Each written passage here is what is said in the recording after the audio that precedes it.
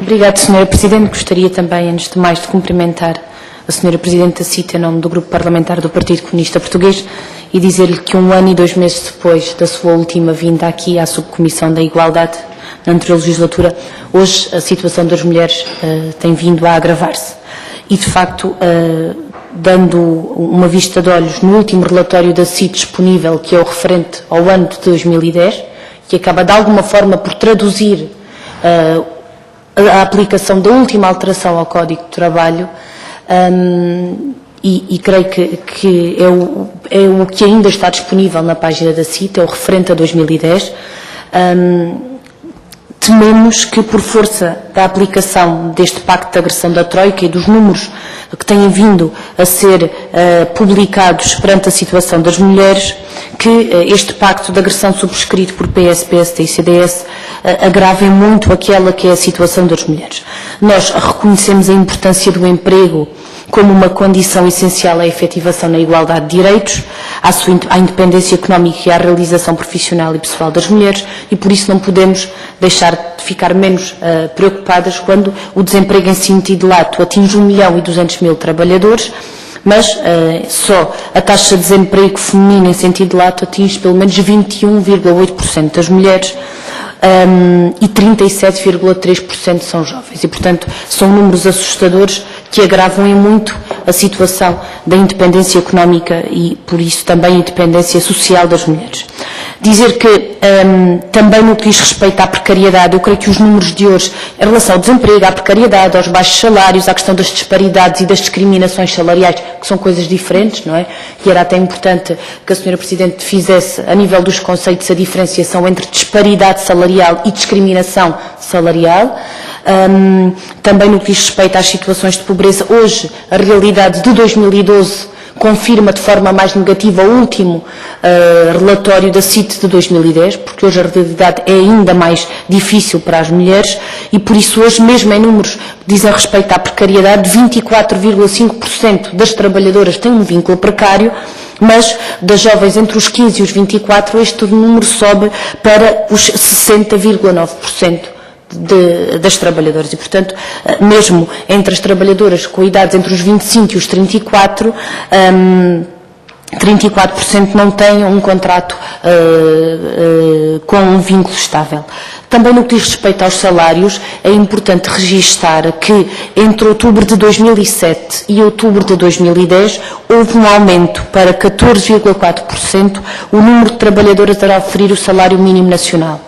E, portanto, nós entendemos que era importante, e também gostaria de ouvir a sua opinião sobre esta matéria, da situação inaceitável em que se encontra o salário mínimo nacional, aliás, porque também se enquadra num acordo de concertação social que foi assinado entre os parceiros sociais e o anterior Governo e que tem vindo a ser incumprido por parte do seu aumento, e nós hoje temos um salário mínimo nacional líquido de 432 euros e, portanto, abaixo do limiar da pobreza, e 400.000 trabalhadores, sobretudo mulheres, a oferir esta miséria de salário mínimo nacional. Depois, ainda no que diz respeito às disparidades salariais e às discriminações salariais, nós entendemos, de facto, que seria muito importante o cumprimento da lei.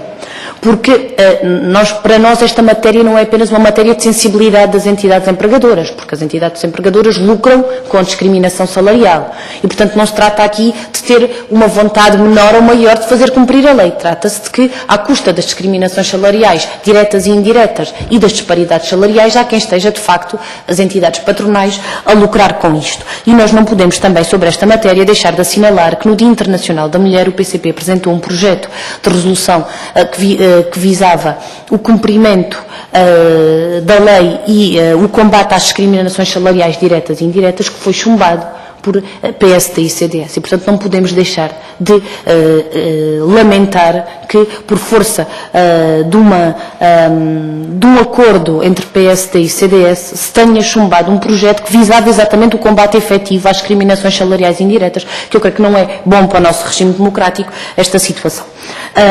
Também no que diz respeito às disparidades salariais e às discriminações salariais, importa ainda dizer que o relatório da CIT relativamente a esta matéria reconhece aliás, que quer o desemprego, quer a precariedade, quer as disparidades salariais, são maiores quanto maior é o nível de formação das mulheres. E, portanto, isto não deixa também de ser um bocadinho angustiante hoje nós termos as mulheres, em maioria, no sistema universitário e no sistema politécnico, haver um incentivo, que é um incentivo legítimo e creio que democraticamente imperativo do acesso a outros níveis de qualificação, mas as mulheres não veem o reflexo disso no seu salário. E isto não deixa de ser preocupante nos dias que correm, no século XXI, nós estarmos confrontados com esta situação.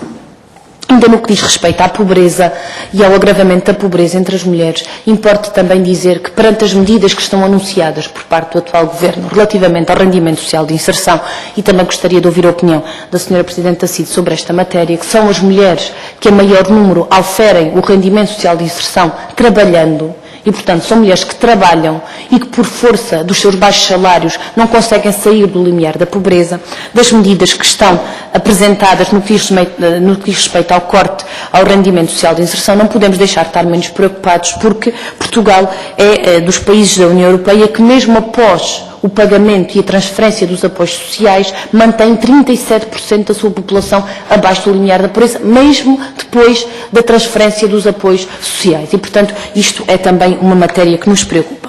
Dizer que o PCP ficou especialmente satisfeito com o facto do Pingo Doce e do Grupo Jerónimo Martins ter dado consequência ao parecer da CIT relativamente a uma queixa sobre a obrigatoriedade de, nos boletins de candidatura a um posto de trabalho, estar colocado a idade dos filhos. Nós entendemos que é muito importante, e a resposta do Pingo Doce, de facto, é também o resultado da luta das trabalhadoras no reconhecimento dos seus direitos, que nós entendemos que era inaceitável.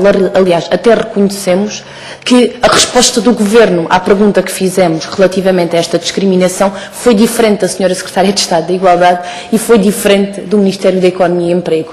Não deixa de ser, contudo, curioso que o Ministério da Economia e Emprego nos tenha feito chegar a resposta de que o Grupo Jerónimo Martins Pingo Doce perguntava aos candidatos a um emprego à idade dos filhos porque tinha interesse em oferecer prendas no Natal e, portanto, isto que ainda nem sequer tinha um contrato com a empresa, e não podemos deixar de assinalar que a resposta do Governo, designadamente a área da igualdade, foi diferente e fez também o favor de nos entregar uma informação do Pingo Doce relativamente a esta proposta da CIT e do parecer prévio da CIT relativamente a isto. Queria ainda colocar-lhe uma questão muito concreta que se prende com as alterações à legislação laboral. Amanhã vai ser iniciado o processo de discussão na especialidade do Código de Trabalho. E nós entendemos que amanhã vai ter início, pelo menos do ponto de vista da sua disposição legal e da sua discussão legal, porque a aplicação efetiva destas medidas dependerá também muito da correlação de forças em cada um dos locais de trabalho, entendemos nós, representa amanhã a discussão na especialidade do Código de Trabalho um retrocesso civilizacional para todos os trabalhadores, mas especialmente para as mulheres.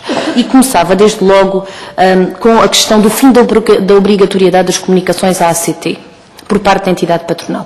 Quando esta matéria foi enunciada, das primeiras coisas que me surgiu à cabeça foi a situação do incumprimento dos direitos das mulheres trabalhadoras. E nós sabemos, porque ouvimos aqui o Sr. Inspetor-Geral da ACT e percebemos da importância de facto que há de garantir a formação destes inspectores, porque falta ainda passos significativos no que diz respeito ao conhecimento profundo e concreto de cada um dos locais de trabalho sobre esta matéria. E quando o Governo anunciou o fim da obrigatoriedade da ACD, de facto, a primeira coisa que me surgiu à cabeça foi a situação do respeito pela violação e do desrespeito pelos direitos de maternidade e paternidade, dedicadamente do desrespeito ao horário de aleitamento e amamentação, entre outros aspectos. Nós entendemos que é muito grave e é um mau exemplo que o Código de Trabalho avance neste sentido do fim da obrigatoriedade da ACT destas comunicações. E vou-lhe aqui dar o exemplo de uma das normas que é revogada do Código de Trabalho, que diz o seguinte: o empregador deve comunicar ao serviço com competência inspectiva do Ministério responsável pela área laboral, antes do início da atividade da empresa, a denominação de setor de atividade ou objeto social, endereço da sede e outros locais de trabalho, indicação da publicação oficial do respectivo pacto social, estatuto ou ato constitutivo, identificação e domicílio dos respectivos gerentes ou administradores, o número de trabalhadores ao serviço e a apólice do seguro dos acidentes de trabalho. O fim da obrigatoriedade do envio destas informações da entidade patronal à ACT é um retrocesso civilizacional, porque pode até chegar-se ao ponto em que a ACT responde a um pedido de inspeção, chega ao local de trabalho, prevê e pode confirmar a violação dos direitos daqueles trabalhadores e não tem como confirmar, por exemplo, a questão da apólice do seguro dos acidentes de trabalho, ou até se quer levantar um auto de coima, por exemplo, àquela empresa, não sabe, nem tem informação da morada e da sede social da empresa. E, portanto, nós entendemos que é muito negativo este caminho que se vai abrir, que vai acabar por legitimar e legalizar a lei da selva, que hoje já existe em muitas empresas, e, portanto, entendemos também que é muito negativo e gostaríamos também de ouvir a opinião da CITES relativamente a esta matéria. A outra matéria do Código de Trabalho que é inaceitável é considerar nulo o instrumento de regulamentação coletiva de trabalho se for melhor ao Código de Trabalho. Ou seja, o Governo pretende, por força de uma alteração ao Código de Trabalho, dizer que uma negociação livre entre as partes deixa de ter efeito e é considerada nulo se for melhor que o Código de Trabalho. E, portanto, isto é um retrocesso civilizacional tão grande que se nós, em vez de caminharmos no século XXI no sentido do reconhecimento de melhores direitos dos trabalhadores, não. O que o Código de Trabalho vem dizer é que se a contratação coletiva que foi negociada entre as partes for melhor, é considerada nula. E isto, de facto, é muito grave. É muito grave e eu aproveito até para colocar uma questão concreta sobre os instrumentos coletivos de trabalho, que é saber se a Sra. Presidente da CIT nos pode dizer aqui quais foram os instrumentos que foram enviados para o Ministério Público e quais são os contratos coletivos de trabalho a que dizem respeito. Os setores de atividade a que dizem respeito. Importava-nos também aqui conhecer isto. Importa também dizer assim, ainda no que diz respeito à articulação entre a vida familiar e a vida profissional, que o aumento do horário de trabalho e o que aqui esta alteração ao Código de Trabalho por imposição do banco de horas individual e grupal representa do ponto de vista dos direitos das mulheres trabalhadoras, nós entendemos que é inaceitável também. De acordo com o relatório da CIT de 2010, as mulheres já têm mais 16 horas por semana de trabalho não pago que os homens. É o número que o relatório da CIT de 2010 diz. As mulheres trabalham a mais de 16 horas não pagas que os homens relativamente às tarefas domésticas e ao acompanhamento dos filhos. Nós sabemos que, infelizmente, a generalidade da grande vida, da grande maioria da vida diária das mulheres é essa, e são as mulheres que ainda acarretam este trabalho.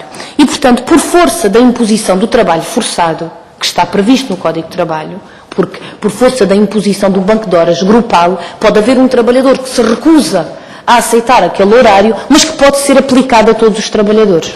Portanto, nós entendemos que isto é um retrocesso inaceitável, que vai atingir, sobretudo, atingir e degradar muito as condições de vida das mulheres. Ainda relativamente ao Código de Trabalho, a questão da eliminação de feriados e dias de férias. Nós entendemos que é muito negativo o princípio que se levanta no âmbito do Código de Trabalho do alargamento, da redução do número de dias de descanso. Nós entendemos também que é muito negativo e seria também importante ouvir a Sra. Presidente da CIT. Eu creio que muitas outras matérias há para discutir, provavelmente eu também não me queria alongar muito, mas deixava apenas aqui ainda uma última consideração. Eu creio que este relatório, não estou a encontrar as páginas, mas é este. Diz aqui que na não renovação de contratos a termo, o gráfico determina que, eu creio que é relativamente a 2010. 2011. Pronto. Então, em 2011, o mês que registrou maior número de não renovação de contratos a termo foi o mês de maio. E foi uma diferença exponencial face aos restantes. Eu gostaria aqui de perguntar se existe alguma justificação plausível para isto, porque é uma diferença, de facto, abissal. E, portanto, se existe e qual terá sido o fundamento sobre esta matéria. Uma última questão que era apenas saber isto. A CIT tem que emitir um parecer prévio no caso do despedimento, ou melhor, da não renovação do contrato à grávida puérpera ou lactante. E a questão que eu aqui colocava era se entende a CIT importante alargar este parecer prévio obrigatório ao despedimento de todas as mulheres que não apenas nestas condições. se entende que isso seria importante ou se têm sequer condições para isso, porque podem não ter condições objetivas no âmbito dos meios que lhes estão atribuídos para dar resposta a esta matéria, mas para já eram sobretudo... e uma última questão muito rápida. Nós temos conhecido menos casos de queixas por força da violação dos direitos de maternidade, pelo menos têm vindo a público menos, mas sabemos que as expressões têm vindo a crescer. E, portanto, nos pode dar algum número concreto sobre a violação dos direitos de maternidade nos locais de trabalho? Muito rápido, obrigada, Sr. Presidente. É exatamente sobre as questões do subsídio de maternidade e paternidade e sobre as questões da licença de maternidade. O PCP tem vindo a insistir no sentido do pagamento a 100% da licença de maternidade, independentemente do uso da licença de paternidade, porque entendemos que é importante e deve ser promovido um papel de partilha de tarefas domésticas e familiares entre o homem e a mulher, designadamente perante o contexto em que vivemos, mas entendemos que para muitas famílias e para muitos casais não se trata de uma opção. Trata-se de uma limitação. Até no caso das famílias monoparentais, existe exatamente um problema em que, não existindo um pai para exercer a licença de paternidade, a mãe não pode, se quiser ficar em casa 5 meses, receber a 100%. Mas era importante ainda assim pedir-nos esclarecimento sobre a situação das famílias monoparentais e a aplicação do Código de Trabalho no que diz respeito à licença de maternidade e paternidade. A segunda questão, porque hoje, por exemplo, por via da precariedade, não é claro que um trabalhador possa chegar à sua empresa, à sua entidade patronal e diga assim: a minha mulher esteve grávida e eu quero ficar em casa a gozar um mês de licença de paternidade, porque também quanto mais se caminha no sentido da degradação das condições nos locais de trabalho e do respeito e do cumprimento desses direitos, mais dificilmente é o exercício de outros direitos associados. E a questão também que aqui lhe queria colocar é: o Governo anunciou recentemente a alteração da forma de cálculo para pagamento da licença de maternidade e paternidade, aliás, do subsídio de maternidade e paternidade, compreendendo a sua especial situação nesta comissão e sendo que presida a Comissão para a Igualdade no Trabalho e no Emprego, perguntava-lhe apenas, e dizendo desde já que o PCP é profundamente contra a perspectiva de corte no que diz respeito ao pagamento do subsídio de maternidade, se a CIT foi, por acaso, ouvida nesta matéria, tendo em conta até a importância do seu âmbito e da sua aplicação. No sentido do que afirmou, para dizer que o facto da designação do PCP de maternidade e paternidade foi uma designação deliberada, porque nós entendemos e temos uma divergência de fundo sobre os conceitos da parentalidade, exatamente por perceber que têm servido de desculpa para o pagamento e para a degradação dos direitos de maternidade. E entendemos mesmo que os direitos intrínsecos à maternidade são insubstituíveis e, por isso, entendemos que até no âmbito das alterações e da discussão na especialidade do Código de Trabalho, fomos exatamente contra algumas dessas alterações, exatamente porque visam substituir os direitos, por exemplo, do acompanhamento das mulheres, das mães, ao acompanhamento dos filhos por doença crónica, e mesmo sem ser por doença crónica, substituindo-os por direitos dos avós ou dos pais, entendendo que, infelizmente, o caminho que tem sido feito tem sido no sentido do recurso à conceptualização da parentalidade para justificar um ataque aos direitos das mulheres, designadamente trabalhadoras. E, portanto, há aqui uma questão de fundo que nos divide e, por isso, também justificar porque é que nós dissemos isso. O mesmo relativamente à articulação e à conciliação entre a vida pessoal e a vida familiar, porque a conciliação parte de um conceito em que a flexibilidade e a flexigurança, até no âmbito da Europa comunitária, serviu de pretexto para a degradação e para um ataque aos direitos das mulheres trabalhadoras e, portanto, isto também para justificar aqui porque é que nós utilizamos essa conceptualização.